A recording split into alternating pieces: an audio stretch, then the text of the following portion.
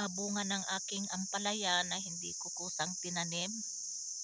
Yung hindi ito dried seeds kundi yung red na buto ng ampalaya na tinanggalan ko. So ito nilagay ko dito noon. Akala ko hindi tutubo, yung tutubo din pala, tapos may mga bunga. Ayan, ito yung mga bunga at saka itong mga dahon, ilang beses na akong kumuha nito para ihalo ko sa munggo. Ayan, may mga bunga. Saan ba yung mga bunga? Ito maliit oh. Ayan, ayan dito din, ayan oh. Meron din dito malaki. Ayan oh. Ayun, meron din yon. And then ito yung pinakamalaki, yan. Ayan din oh.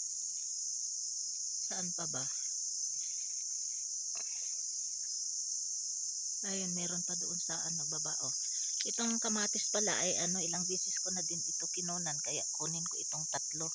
Ayun, meron doon sa baba. Kaya kunin ko itong tatlo. Bismillah. Bismillah. Ayan. Ay. Uff. Ayan oh.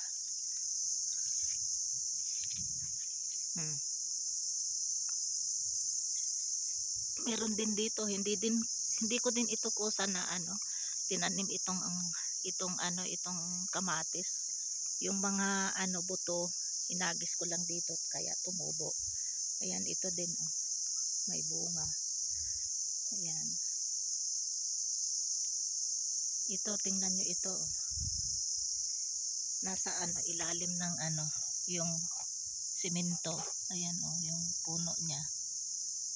Ayan, nag-dry na oh. Ayan, may mga bunga. Kasi mainit na sikatan ng araw. Pero maging okay din ito pag pag wala ng sikat ng araw. Ito yung tatlong kamatis na kinuha ko. Ang ganda ng pagkahinog. Pero hindi pa masyado hinog. Ipahinog ko ito pero one day lang mahinog na ito. Yun, doon ko kinuha sa may ampalaya na yan.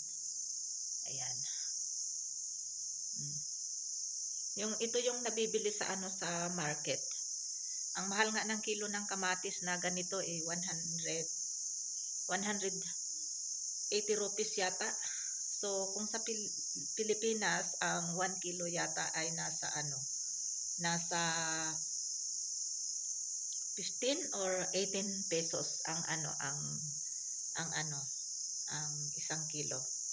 Ewan ko lang magkano diyan kasi sa atin sa Pilipinas hindi naman bumibili yata ng 1 kilo kasi ang ginagamit lang diyan by piece dito kasi marami kaming gumamit dito ng kamatis, mga 2, 3, 4 ganyan.